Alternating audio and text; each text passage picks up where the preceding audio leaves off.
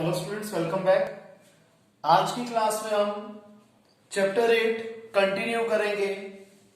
आज हमारा जो टॉपिक होगा बहुत ही ज्यादा इंटरेस्टिंग, बहुत ही ज्यादा इंपॉर्टेंट टॉपिक होगा, जिसका नाम है four feature of shares and re issue of shares. सबसे पहले फोर फीचर ऑफ शेयर होता क्या है। अगर रिपीटेड रिमाइंडर्स के बावजूद एक शेयर होल्डर अपना बैलेंस अमाउंट कंपनी को नहीं पे करता तो कंपनी उसके शेयर्स को फोरफिट कर देती है, यानी कि कैंसिल कर देती है, और जो पैसा उस शेयर होल्डर ने कंपनी को दिया होता है वो वाला पैसा कंपनी जब्त कर लेती है, रख लेती है, खा लेती है। रीइश्यू ऑफ शेयर्स क्या होता है कि जो शेयर्स फोरफिटेड हुए हैं वो सारे के सारे शेयर्स या उसमें से कुछ शेयर्स को कंपनी दोबारा बेचती है ओपन मार्केट में। This is called reissue of shares. तो सबसे पहले फोर फीचर ऑफ शेयर की जनरल एंट्री को एक बार हम स्टडी कर लेते हैं। फोर फीचर ऑफ शेयर्स में दो कैटेगरी है। अगर शेयर्स को हमने ओरिजिनली इश्यू किया था at par,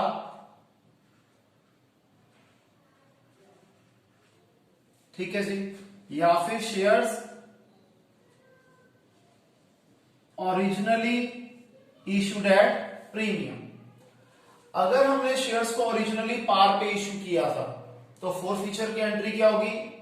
share capital account debited to share forfeited account to various calls unpaid. इसपे शेयर कैपिटल अकाउंट में कौन सा अमाउंट आएगा?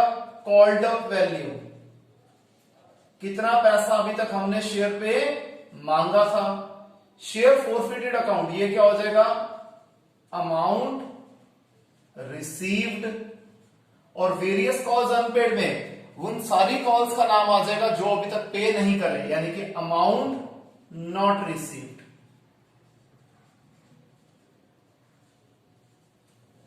अब अगर शेयर्स को ओरिजिनली प्रीमियम पे इश्यू किया गया था तो उसमें अगेन दो कैटेगरी हैं कि प्रीमियम मनी हम अभी तक कलेक्ट कर चुके थे शेयर होल्डर से, और सेकंड केस है कि हमें प्रीमियम का पैसा नहीं मिला था। अगर प्रीमियम का पैसा मिल चुका होता है तो इसकी आइडेंटिटी एकदम आइडेंटिकल है इसी केस से, यानी कि शेयर्स इशूड एट पार की तरह है। और अगर प्रीमियम का पैसा नहीं मिला था तो हम क्या करेंगे? रिवर्स कर देंगे प्रीमियम को। प्रीमियम क्या होता है? क्रेडिट होता है, यहां पर हम डेबिट कर देंगे। ठीक है जी, तो जनरल एंट्री बन जाएगी share capital account debited securities premium reserve account debited to share forfeited account to various calls unpaid. ये हमारा कॉन्सेप्ट है फोर फीचर ऑफ शेयर का। फिर आ जाता है री इश्यू ऑफ शेयर्स। री इश्यू ऑफ शेयर्स में तीन कैटेगरी है। अगर हमने शेयर्स को री इश्यू किया उसकी पेड अप वैल्यू के बराबर, पेड अप वैल्यू हमें क्वेश्चन में गिवन होगी। अगर हमने जैसे शेयर्स की पेड अप वैल्यू 10 रुपीज है और उसे 10 रुपीज पे ही इश्यू कर रहे हैं, तब एंट्री होगी bank account debited to share capital account.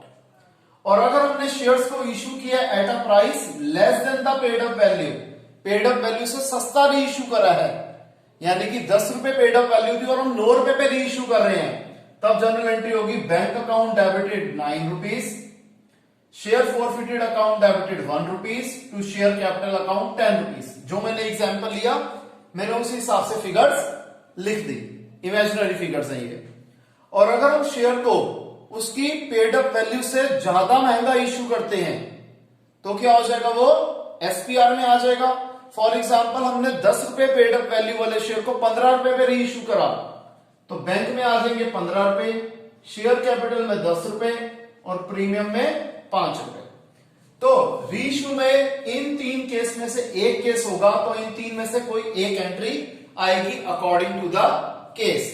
और सेकेंड एंट्री रीइश्यू की जो आएगी ही आएगी हर केस में, वो है share forfeited account debited to capital reserve account. यानी कि जो हमने यहां पर पैसा लोगों का जब्त किया था उसमें से हम माइनस कर देंगे वो पैसा जो हमने लोगों को रीइश्यू के टाइम पे छोड़ दिया, वेव ऑफ कर दिया, तो उसका जो डिफरेंस होगा वो वाला पैसा कैपिटल रिजर्व में ट्रांसफर किया जाएगा। तो ये हमारा कॉन्सेप्ट था।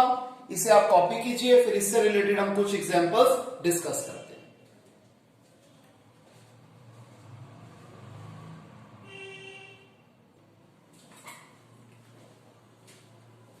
तो आइए सबसे पहला एग्जांपल करते हैं, इलस्ट्रेशन 38। एक कंपनी 5000 इक्विटी शेयर बेच रही थी 10 रुपए वाले एट पार। पेमेंट प्लान है, एप्लीकेशन पे 2 रुपए, अलॉटमेंट पे 3 रुपए, फर्स्ट कॉल पे 3 रुपए और फाइनल कॉल पे 2 रुपए। एक शेयर होल्डर है जिसका नाम है परम, जिसे 40 शेयर्स अलॉट किए गए थे। हमें इस क्वेश्चन के अंदर जो जर्नल एंट्री देनी है सिर्फ 4 फीचर की देनी है। 3 केसेस बताए गए हैं। पहला केस है कि अगर परम ने अलॉटमेंट का पैसा नहीं दिया और अलॉटमेंट के बाद ही इसके शेयर्स को फोरफिट कर दिया गया, तो चलो फर्स्ट थिंग्स फर्स्ट, पहले हम केस 1 को डिस्कस करते हैं। इसमें क्या हो जाएगा, जनरल एंट्री बनेगी equity share capital account debited to share forfeited account. और कौन सा पैसा नहीं दिया था, अलॉटमेंट का पैसा नहीं दिया था, to equity share allotment account. 40 shares, called up value क्या है, अलॉटमेंट किस चीज तक है, तो 2 + 3 5, 40 × 5 200। इसने अलॉटमेंट का पैसा नहीं दिया, 40 × 3 120 रुपए नहीं दिए। हम चाहे तो बैलेंसिंग फिगर से भी निकाल सकते हैं कि 200 में से 120 गए, 80 रुपए आ गई हमारी बैलेंसिंग फिगर जो इसने दिए थे। नहीं तो दूसरा तरीका क्या है कि इसने अलॉटमेंट का पैसा नहीं दिया, इसका मतलब एप्लीकेशन का पैसा दिया होगा, तो 40 × 2 80 रुपीज। इस पर्टिकुलर जर्नल एंट्री से हमें 4 फीचर का कॉन्सेप्ट काफी क्लियर हो जाता है पार के केस में। सेकंड केस, इसने ना अलॉटमेंट का पैसा दिया ना फर्स्ट कॉल का पैसा दिया, फर्स्ट कॉल के बाद इसके शेयर्स को फोरफिट किया गया, तो इस बार called up value first call तक पहुंच गई, 2 + 3 + 3 8 रुपीज। तो इक्विटी शेयर कैपिटल अकाउंट में आ जाएगा 40 × 8 320 रुपीज। 2 शेयर फोरफिटेड अकाउंट, इसने अलॉटमेंट और फर्स्ट कॉल का पैसा नहीं दिया, यानी कि एप्लीकेशन का पैसा दिया होगा, तो 40 × 2 80 रुपीज। और कौन कौन सी कॉल्स अनपेड है, अलॉटमेंट और फर्स्ट कॉल, तो 2 equity share allotment account, 2 equity share first call account. दोनों में कोइंसिडेंटली अमाउंट है 3 and 3, तो 40 × 3 120, 40 × 3 120। थर्ड केस, परम ने फर्स्ट कॉल और फाइनल कॉल का पैसा नहीं दिया और इसके बाद इसके शेयर्स को फोरफिट किया गया। फाइनल कॉल तक पैसा मांगा गया, तो कॉल्ड अप वैल्यू होगी पूरी 10 रुपीज, 40 × 10 400। तो equity share capital account debited 400 rupees, 2 share forfeited account, 2 share first call account, 2 share second and final call account.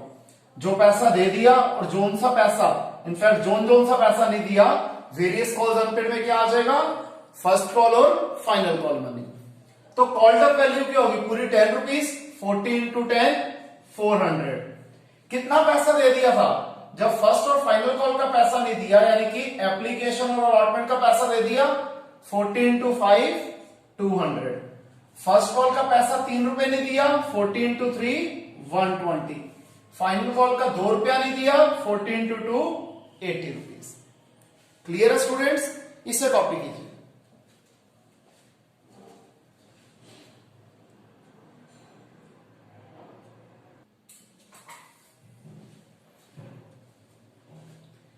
इस क्वेश्चन में कहता है एक कंपनी 1 लाख इक्विटी शेयर बेचना चाहती थी 10 रुपए वाले।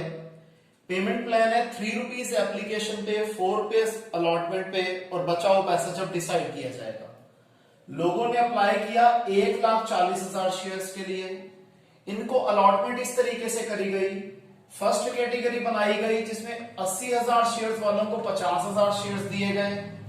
सेकंड कैटेगरी में जिन लोगों ने 50,000 शेयर मांगे थे उन्हें 20,000 शेयर दिए गए, यानी कि इन दोनों केसेस में प्रो राटा अलॉटमेंट हो रही है।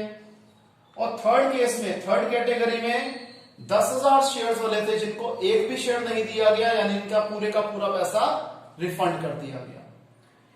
अब एक बंदा है जिसने 1000 शेयर्स के लिए अप्लाई किया था और उसे 1000 शेयर्स ही अलॉट किए गए थे। सॉरी, एक बार चेक कर लेते हैं। ठीक है जी, यहां पर ये थोड़ा सा एरर हो गया था कि एक बंदा जिसने 1000 शेयर मांगे थे और उसे 1000 शेयर ही अलॉट किए गए थे, यानी कि फर्स्ट कैटेगरी को बिलोंग करता है, इसने अलॉटमेंट का पैसा नहीं दिया, और क्योंकि इसने अलॉटमेंट का पैसा नहीं दिया इसलिए इसके शेयर्स को फोरफिट कर दिया गया। जर्नल एंट्री देनी है। अब ये कंप्लीट क्वेश्चन है तो हम सारी की सारी जर्नल एंट्री देंगे फोरफीचर की स्टेज तक। सबसे पहले bank account debited to equity share application account 1,40,000 into 3 4,20,000। Second entry क्या होगी? Equity share application account debited to equity share capital account to equity share allotment account to bank account. अब क्योंकि question थोड़ा सा complicated है तो पहले हम कैलकुलेशन पार्ट समझ लेते हैं, यहां पर पॉज लेके। जिन लोगों ने 50,000 शेयर के लिए अप्लाई किया था उन्होंने 50,000 शेयर की एप्लीकेशन मनी 3 रुपीज के हिसाब से हमें 1.5 लाख रुपए पहुंचाए थे, तो ₹1,50,000 रिसीव्ड ऑन एप्लीकेशन। जबकि हम इन्हें दे रहे हैं 20,000 share into 3 ₹60,000 used on application, तो इसका डिफरेंस हो गया 90,000 रुपीज। ये हमारे पास इनके एप्लीकेशन की एक्सेस मनी अभी भी बची हुई है। नेक्स्ट इंस्टॉलमेंट है अलॉटमेंट, उसमें हम 20,000 शेयर के ऊपर 4 रुपए के हिसाब से 80,000 रुपए मांगेंगे।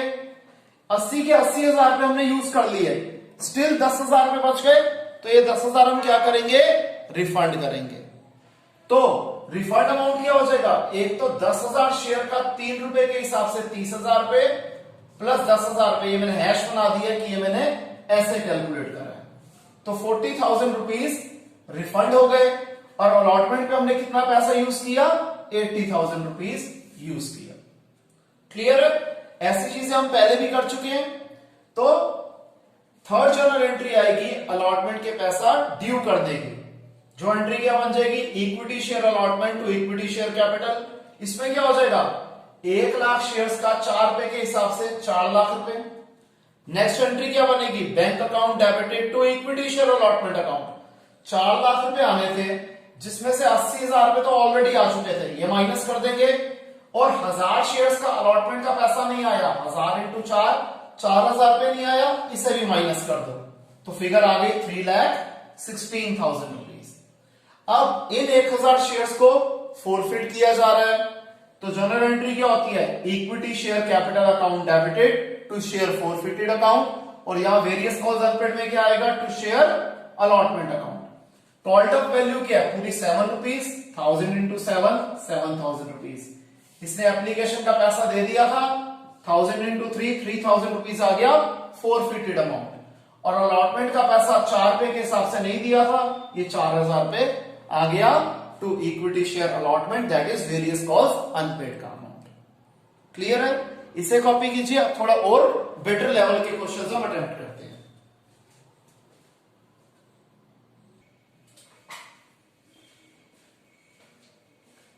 आइए एक और क्वेश्चन देखते हैं। इस क्वेश्चन में इलस्ट्रेशन 42 में एक कंपनी 6,000 इक्विटी शेयर कर रही है इश्यू एक वेंडर को, जिससे हमने बिल्डिंग परचेज करी। शेयर की वैल्यू है 10 रुपीज, और 8,000 शेयर ये लोगों को बेच रही है, जिसमें पहले साल में केवल 5 रुपए मांगे जा रहे हैं, जिसका पेमेंट प्लान है 2,1,1,1, यानी कि 2 रुपीज एप्लीकेशन पे, 1 रुपीज अलॉटमेंट पे, 1 रुपी फर्स्ट कॉल पे और 1 रुपी सेकेंड एंड फाइनल कॉल पे इस पर्टिकुलर ईयर के लिए।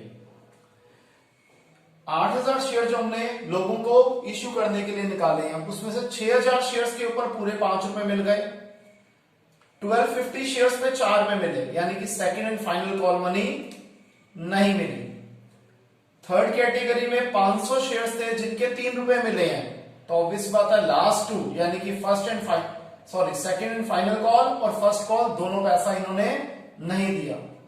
और लास्ट कैटेगरी इसमें 250 शेयर है, इन्होंने सिर्फ 2 रुपीज दिए, यानी कि एप्लीकेशन का पैसा दिया, ना इन्होंने अलॉटमेंट का पैसा दिया, ना फर्स्ट कॉल का पैसा दिया, ना सेकेंड एंड फाइनल कॉल का पैसा दिया। कंपनी ने ये वाले 750 शेयर फोरफिट किए जिसपे लेस देन 4 रुपीज मिले थे, यानी कि लास्ट 2 कैटेगरीज के शेयर्स को फोरफिट कर दिया गया। जर्नल एंट्री हमें देनी है। सबसे पहले building account debited to vendor account 6000 shares 10 rupees के हिसाब से 60,000 rupees. Next entry vendor account debited to equity share capital account again 60,000 rupees. अब bank account debited to equity share application account 8,000 into 2 16,000 rupees आ गए और यही 16,000 rupees हमने share capital account में ट्रांसफर कर दिए, जिसकी जर्नल एंट्री होगी equity share application account debited to equity share capital account. Next entry होगी अलॉटमेंट का पैसा हम मांगेंगे, equity share allotment to equity share capital again 8,000 into 1 8,000 rupees. अब हमें पता है अलॉटमेंट पे 250 शेयर का पैसा नहीं आ रहा, तो 8,000 में से 250 शेयर कम कर दो 7750 शेयर। इसकी अलॉटमेंट मनी 1 रुपीज के हिसाब से आ गई 7750 रुपीज। इसके बाद हम फर्स्ट कॉल का पैसा ड्यू करेंगे। जनरल एंट्री क्या होती है, equity share first call account debited to equity share capital account 8,000 into 1 8,000 rupees. अब फर्स्ट कॉल पे हमें टोटल 750 शेयर्स का पैसा नहीं आ रहा, 8,000 में से 750 माइनस कर दो 7250 शेयर्स का पैसा आ रहा है इंटू 1 दैट इज 7250 अमाउंट आएगा। जनरल एंट्री क्या होती है, bank account debited to share first call account. Sorry, फिर हम सेकंड एंड फाइनल कॉल के ड्यू की एंट्री करेंगे। Equity share second and final call account debited to equity share capital account क्या हो जाएगा 8,000 इंटू 1 8,000 रुपीज। और अगली एंट्री क्या होगी कि सेकंड एंड फाइनल कॉल का पैसा मिला, bank account debited to equity share second and final call account. इसमें हमें 3 कैटेगरीज का पैसा नहीं मिल रहा, 1250 500 250। 2,000 शेयर का पैसा नहीं मिल रहा, तो 8,000 में से 2,000 गए 6,000 शेयर का पैसा मिला 6,000 में। अब फोर फीचर की एंट्री, ये दो कैटेगरीज जो है इन्हें फोरफिट किया जा रहा है। 750 शेयर जिसकी कॉल्ड अप वैल्यू पूरे 5 रुपए है, तो equity share capital account debited 750 into 5 3750। 2 share forfeited account, 2 share allotment account, 2 share first call account और 2 share final call account. Final call account पे कितना पैसा हो जाएगा, इन 750 शेयर्स ने नहीं दिया था तो 750 इंटू 1 750। ध्यान रखना हम इसको नहीं जोड़ेंगे क्योंकि जो सिर्फ शेयर फोरफिट कर रहे हैं हम उसके बारे में भी बात करेंगे। फर्स्ट कॉल पे भी इन दोनों में पैसा नहीं दिया था तो 750 इंटू 1 750 रुपीज। जबकि अलॉटमेंट में केवल इन शेयर्स ने पैसा नहीं दिया था तो 250 इंटू 1 250 रुपीज। इनका टोटल हो गया 1750।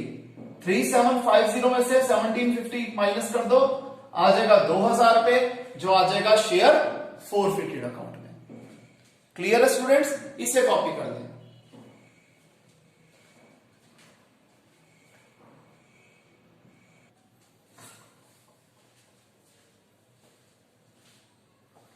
नेक्स्ट है हमारे पास इलस्ट्रेशन 43। इसमें कहते हैं कि एक कंपनी 10,000 इक्विटी शेयर बेचना चाहती है 10 रुपए वाले 2 रुपए प्रीमियम पे यानी कि 12 रुपए पे।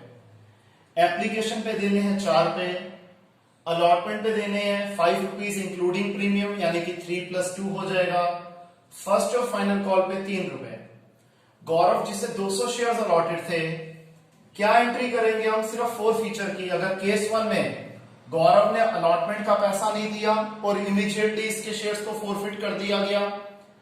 अब पहले केस 1 ही कर देते हैं। अलॉटमेंट का पैसा नहीं दिया यानी कि प्रीमियम नहीं आया। जब प्रीमियम नहीं दिया तो हम प्रीमियम को शो करते हैं।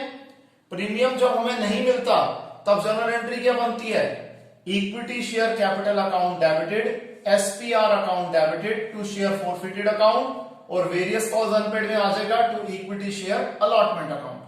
अमाउंट कैसे आएगा, कहां तक पैसा मांगा गया है, एप्लीकेशन और अलॉटमेंट 4 + 3 7 रुपीज मांगे गए हैं। 200 इंटू 7 1400। 2 रुपए प्रीमियम नहीं आया, 200 इंटू 2 400 रुपए।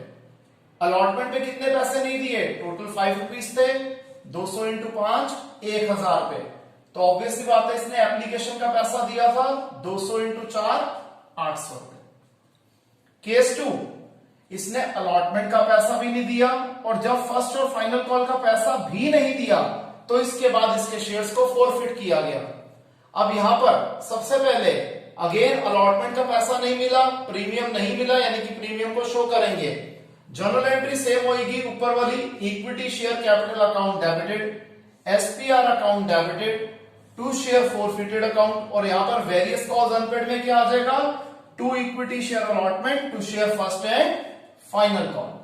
अब यहां पर कॉल्ड अप वैल्यू क्या है, 4 + 3 + 3, पूरा पैसा मांगा गया 10 रुपीज, 200 × 10 2000 रुपीज। प्रीमियम का कितना था, 2 रुपए थे, 200 × 2 400 रुपीज। अलॉटमेंट में कितना पैसा नहीं दिया इसने, 200 × 5 1000 रुपीज। फर्स्ट और फाइनल कॉल पे 3 रुपीज में दिए, 200 × 3 600 रुपीज। तो 24 में से 1600 गया, 800 हम बैलेंसिंग फिगर में निकाल सकते हैं। नहीं तो 200 शेयर पे इसने एप्लीकेशन मनी दी थी 4 रुपए के हिसाब से, 800 रुपए हम वैसे भी निकाल सकते हैं। थर्ड केस, इसने फर्स्ट और फाइनल कॉल का पैसा नहीं दिया और इसके शेयर्स को फोरफिट कर दिया गया। फर्स्ट और फाइनल कॉल नहीं दिया यानी कि इसने प्रीमियम का पैसा दे दिया था। जब प्रीमियम का पैसा हमें मिल जाता है तो हम प्रीमियम को शो नहीं करते, तब फोरफीचर की एंट्री क्या बनेगी, equity share capital account debited, to share forfeited account, और वेरियस कॉल्स अनपेड में क्या आ जाएगा, equity share first and final call account. Called up value पूरे 10 रुपीज है, तो 200 × 10 2000 रुपीज।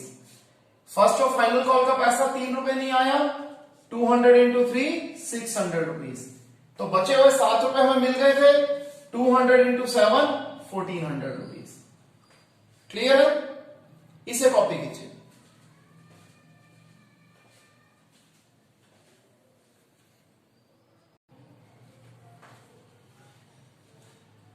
नेक्स्ट क्वेश्चन बहुत ज्यादा इंटरेस्टिंग है, इसमें आपको कुछ चीजें और फर्दर क्लियर होंगी, तो आइए देखते हैं। एक कंपनी 10,000 इक्विटी शेयर्स 10,000 शेयर बेचना चाहती है, 10 रुपए वाले। पेमेंट प्लान है 3 रुपीज एप्लीकेशन पे, 4 रुपीज अलॉटमेंट पे, 2 रुपीज फर्स्ट कॉल पे और 1 रुपी फर्स्ट एंड फाइनल कॉल पे देंगे।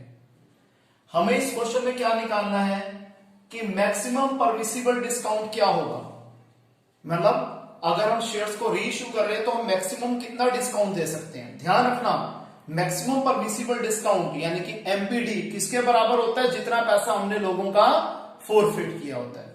और सेकंड बताना मिनिमम री इश्यू प्राइस, कि कितने सस्ते से सस्ता शेयर हम आगे बेच सकते हैं। अब हमें एक केस बताना है। केस 1 में कहता है कि यहां पर सेकंड और फाइनल कॉल मनी हमें नहीं मिली और हमने शेयर्स को फोरफिट कर दिया। जब सेकंड और फाइनल कॉल मनी नहीं मिली तो यानी कि बचे हुए सारे पैसे मिल गए थे, 3 + 4 + 2 9 रुपए हमें मिल गए थे, तो 9 रुपए हमने फोरफिट कर लिए और यही हमारा मैक्सिमम परमिसिबल डिस्काउंट भी है। और मिनिमम री इश्यू प्राइस क्या हो जाएगा, 10 रुपए का शेयर था, 9 रुपए अगर हम उस पर डिस्काउंट दे सकते हैं तो री इश्यू कितने पे हो जाएगा, सस्ते से सस्ता हम 1 रुपए पे री इश्यू कर सकते हैं।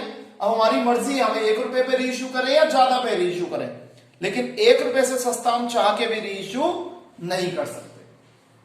सेकंड केस, इसने फर्स्ट कॉल का पैसा भी नहीं दिया और सेकंड और फाइनल कॉल का पैसा भी नहीं दिया, इसके बाद शेयर्स को फोरफिट किया गया, तो इसने 3 + 4 7 रुपीज दिए थे, यही इसका फोरफिटेड अमाउंट है, यही इसका मैक्सिमम परमिसिबल डिस्काउंट है।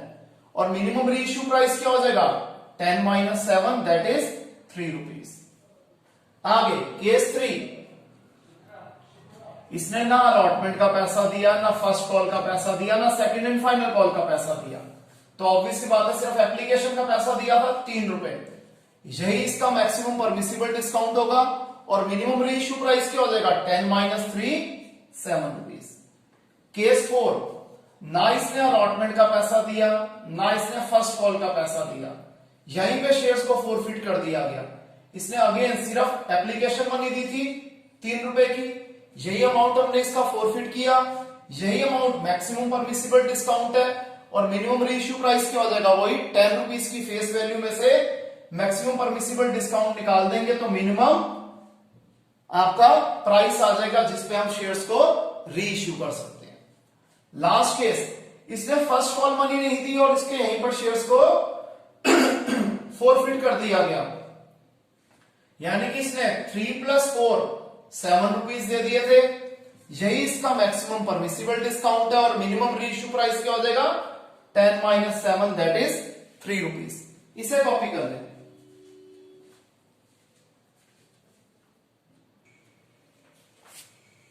तो आइए स्टूडेंट्स, अब हम एक हैवी वॉल्यूम क्वेश्चन करने वाले हैं।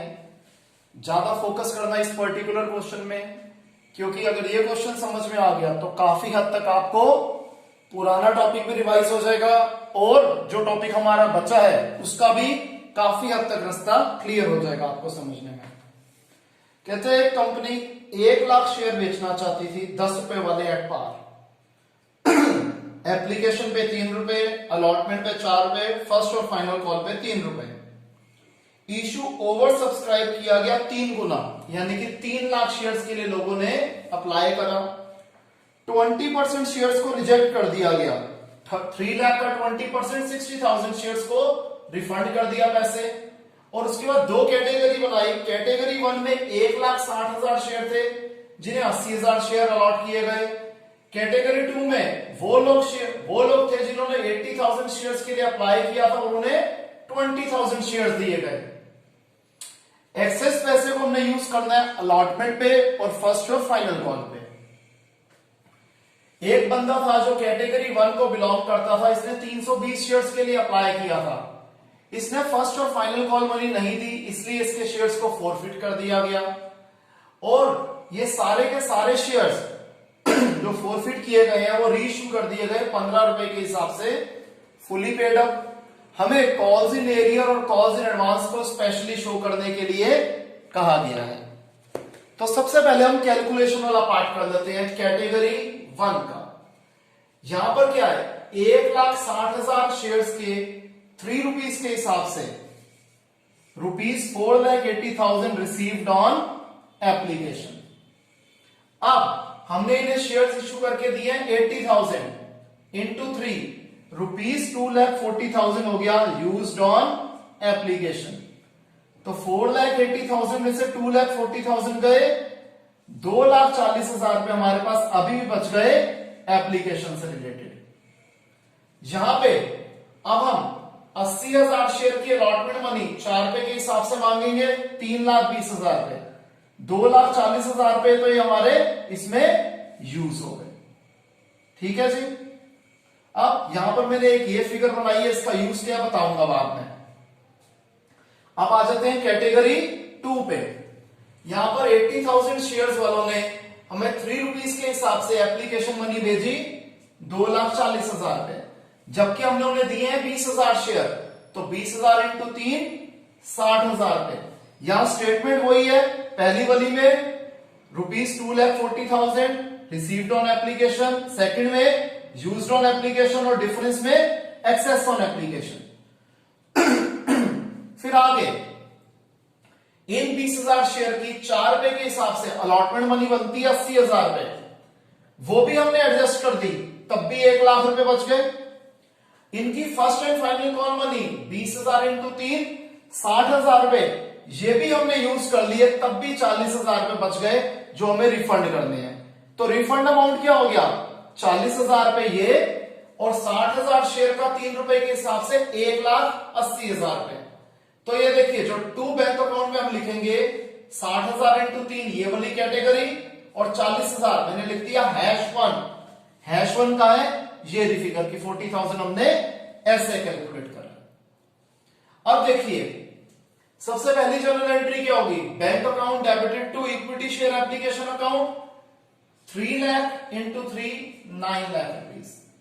नेक्स्ट जनरल एंट्री क्या होगी, equity share application account debited to equity share capital to equity share allotment to equity share first and final call. यहां पर फर्स्ट एंड फाइनल कॉल की जगह मैं कॉल्स इन एडवांस लिख रहा हूं। टू बैंक अकाउंट हमारे पास आया हुआ था 3 लाख इंटू 3 9 लाख रुपीज। 2,20,000 की तो कैलकुलेशन मैंने आपको समझा दी। हम बेचना चाहते थे 1 लाख शेयर ₹3 वाले, 3 लाख रुपए आ गया इक्विटी शेयर कैपिटल में। अब इक्विटी शेयर अलॉटमेंट में कितना पैसा यूज हो सकता है, 2,40,000 रुपए ये वाला यूज हो सकता है और 80,000 रुपए ये वाला यूज हो सकता है। इन दोनों के आगे मैंने खास तरह की ये साइन सिंबल बना दिया तो 2,40,000 और 80,000, 3,20,000 पे है, ये मैंने #2 लिख दिया। ये यूज हो रहा है अलॉटमेंट में। अब ये जो 60,000 पे था हमारे पास, ये मैंने #3 बना दिया, ये यूज हो रहा है कॉल्स इन एडवांस पे, यानी कि फर्स्ट एंड फाइनल कॉल पे। अब हमारा कैलकुलेशन वाला पार्ट क्लियर हो गया और यहां तक हमने समझ लिया। आगे का क्वेश्चन कंपैरेटिवली ज्यादा आसान है, जो कॉम्प्लिकेटेड पार्ट था हमने सॉल्व कर लिया। अब हम अलॉटमेंट के पैसा ड्यू करने की एंट्री करेंगे। Equity share allotment to equity share capital 1 lakh into 4 lakh rupees. अब यहां पर बैंक टू शेयर अलॉटमेंट में क्या आएगा, 4 लाख में से 3,20,000 रुपए तो हमारे पास ऑलरेडी आ रखे थे, अलॉटमेंट तक कोई दिक्कत भी नहीं है, तो बचा हुआ 80,000 रुपए हमारे पास आ गया। फिर हम करेंगे फर्स्ट एंड फाइनल कॉल के ड्यू की entry. Equity share first and final call account debited to equity share capital 1 lakh into 3 lakh rupees. अब यहां पर जब हमें पैसा मिलेगा हम क्या करेंगे, बैंक अकाउंट डेबिटेड। अच्छा, यहां पे टिक मार रहा हूं क्योंकि अभी फिगर कैसे निकली आपको नहीं बताई।